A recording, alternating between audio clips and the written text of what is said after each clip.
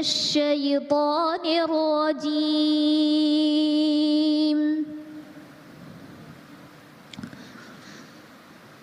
بسم الله الرحمن الرحيم. كما أخرجك ربك من بيتك بالحق وإن فريقا من المؤمنين لكارهون يجادلونك في الحق بعدما تبين كأنما يساقون إلى الموت وهم ينظرون.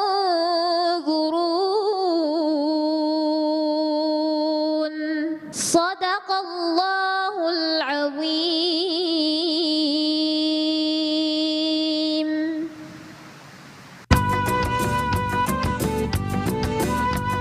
Dalam setiap langkah hidup, jangan pernah berjalan sendiri.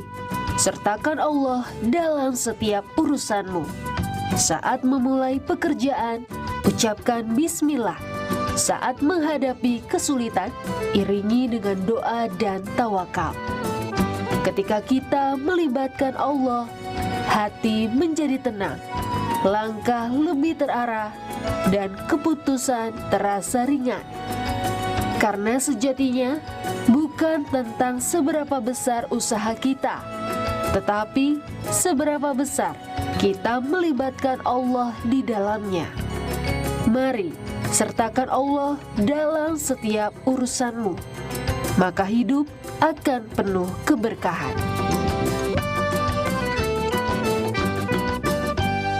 Assalamualaikum warahmatullahi wabarakatuh. Alhamdulillahirrabbilalamin. Allahumma salli ala Sayyidina Muhammad wa ala ali Sayyidina Muhammad. Kita kembali di acara kesayangan kita, Kalam Hati, insya Allah sampai ke hati. Masya Allah, hari ini kita berada di Masjid At-Taqwa, Kampus Rawamangun. Dan tema yang hari ini akan kita bahas dengan guru-guru kita, temanya adalah sertakan Allah dalam setiap urusanmu. Tadi kita sudah melihat sebuah tayangan ya tentang bagaimana orang-orang yang menyertakan Allah dalam hidupnya. Apapun yang terjadi, sertakan Allah dalam hidup kita. Amin ya rabbal alamin. Dan sekarang kita akan memperkenalkan siapa saja guru-guru kita yang sudah hadir, yang akan membersamai kita hari ini. Yang pertama ada Ustadz Syahdan. Assalamualaikum Ustadz.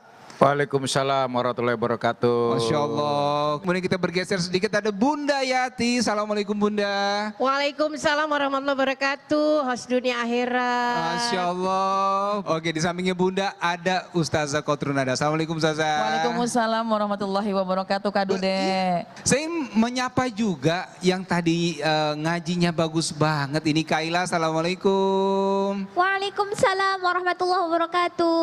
Masya Allah. Boleh tanya sudah berapa juz sih hafalnya Kaila? Alhamdulillah, insya Allah sudah 30 juz. Masya Allah, 30 juz. Kaila terus menginspirasi, istiqomah terus, semangat murojaahnya. Amin insya Allah. Insya Allah semoga dekat dengan Quran, dan juga buat anak-anak kita semoga dekat dengan Quran. Amin ya rabbal alamin. Baik, sekarang langsung kita akan mendengarkan tausiah dari guru kita Ustazah Kotrunada yang akan membahas self care terbaik adalah sholat. Silakan Ustazah. Bismillahirrahmanirrahim. Assalamualaikum warahmatullahi wabarakatuh. Alhamdulillah wassalatu wassalamu ala rasulillah Muhammad ibn Abdillah wa ala alihi wa ashabihi wa man tabi'ahu wa nasrahu wa wala wa la hawla wa la quwata illa billah. Rabbi syrah li sadri wa yassir li amri wahlul uqdatam min lisani yafqahu qawli. Amin ya rabbal alamin. Doa yang tadi kita panjatkan, Rabbi syrah li sadri wa yassir li amri wahlul uqdatam min lisani yafqahu qawli, terus kita bisa baca sehingga meskipun Ramadan sudah sudah lewat, sudah berlalu, tapi insya Allah hati kita tetap tenang dan semangat dalam menjalankan ibadah kepada Allah Subhanahu wa Ta'ala. Amin ya Rabbal. Sehat Bu? Alhamdulillah. Untuk memberikan perawatan diri kita ternyata adalah sholat. Sholat yang setiap hari 5 waktu, alhamdulillah, ternyata bukan saja sebuah kewajiban, tapi itu juga cara kita kembali kepada Allah. Titik balik kita kepada Allah dengan cara sholat. Insya Allah kalau yang hadir di sini, ya, saya liatin kalau sholat 5 waktu nggak ada yang berani kita tinggal, apalagi akan meningkat pelaksanaan sholatnya setelah melalui Ramadan. Tapi pertanyaan saya, kalaupun 5 waktu nggak ditinggal, kira-kira ngerjainnya sekarang jam berapa? Kalau Ramadan kemarin kita nungguin waktu sholat, betul? Kita nungguin waktu sholat, maghrib belum juga nih. Kita udah pakai mukena, subuh kok belum juga nih. Kita nungguin waktu sholat, tapi biasanya di luar Ramadan, waktu sholat nungguin kita. Jam 2 belum sholat juga. Maghrib 6:30 belum sholat juga. Itu bedanya antara Ramadan dengan di luar Ramadan. Tapi mudah-mudahan meskipun Ramadan sudah berlalu, sekarang di bulan Syawal, tetap kita bersemangat, kita nungguin waktu sholat. Kenapa? Karena sholat adalah titik balik kita kepada Allah Subhanahu. Cara kita merawat diri kita dengan cara sholat sehari 5 waktu. Kenapa? Pertama, sholat itu adalah bikin tentram hati kita. Sholat itu bikin kita lepaskan dunia, berbagai macam beban-beban dunia terlepas. Bahkan Nabi SAW itu ketika memberikan perintah kepada Sayyidina Bilal ibn Rabah. Ibu kenal sama Bilal? Sayyidina Bilal ibn Rabah, sahabat yang sangat dicintai oleh Rasulullah. Ketika baginda Rasul ingin memerintahkan untuk mengumandangkan azan ketika sudah masuk waktu, kalimat baginda Rasul adalah, wahai Bilal, arihna bis sholah. Wahai Bilal, istirahatkanlah kami dengan sholat. Artinya apa? Orang yang capek dengan fitnah dunia, capek dengan kerjaan dunia, diistirahatkan dengan urusan sholat. Bu, jadi bikin sholat itu adalah tempat kita kembali kepada Allah. Ada 2 nih kategori orang yang ketika datang waktu sholat. Yang pertama, ketika azan berkumandang Allahu Akbar, dia mengatakan alhamdulillah, marhaban bizikrillahi ta'ala, selamat datang pengingat Allah. Alhamdulillah, datang waktu sholat, dia akan segera kembali kepada Allah. Itu yang pertama. Tapi ada yang kedua, ketika azan berkumandang Allahu Akbar, ada yang bilang gini, ya Allah udah azan lagi. Jadi introspeksi kita, kalau begitu waktu masuk sholat, ketika datang waktu sholat, azan berkumandang, kita bergembira, alhamdulillah, ya Allah datang lagi sholat.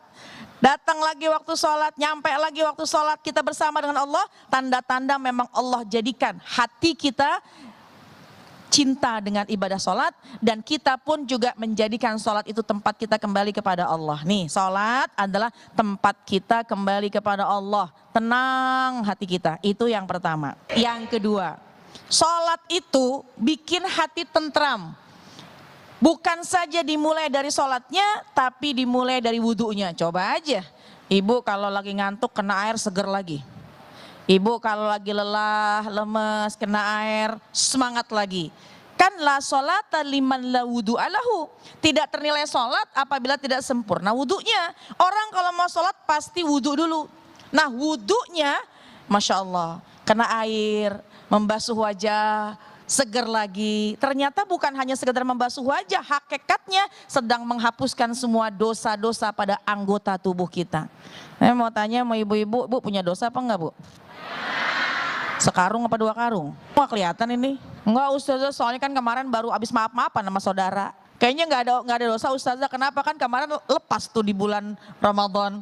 Udah di bulan Syawal gitu ya. Tapi meskipun lepas dari bulan Syawal, kita nggak kerjain lagi tuh yang namanya dosa. Yang niat sama yang nggak niat kadang-kadang dikerjain dua-duanya. Nah oleh karena itu jamaah sekalian, hakikatnya bukan saja kita menenangkan hati, tapi untuk membersihkan hati kita, menyegarkan hati kita. Dari mulai wudhunya kita sudah yakin inilah saat kita kembali kepada Allah, mensucikan zahir batin kita untuk menghadap kepada Bu. Kalau urusan wudhu kan ada rukunnya. Kalau sholat, kalau mohon maaf, kalau wudhu kan ada syaratnya. Apa di antara syarat sah sholat? Airnya, air yang memang suci mensucikan. Dan juga anggota tubuh kita tidak ada yang menghalangi air wudhu masuk. Kalau orang wudhunya rapi, orang wudhunya menjalankan sesuai syariat, maka secara otomatis dia pun sedang merawat dirinya.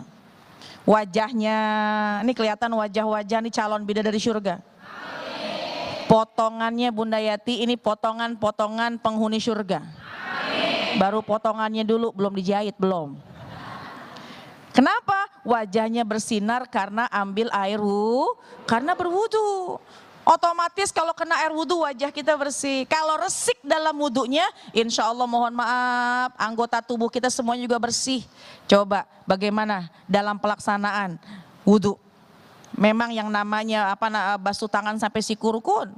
Kita nggak ada tuh yang namanya kuku. Coba liatin kuku-kukunya, ada yang hitam nggak di situ, ada yang nginep nggak di situ 2 hari 3 hari.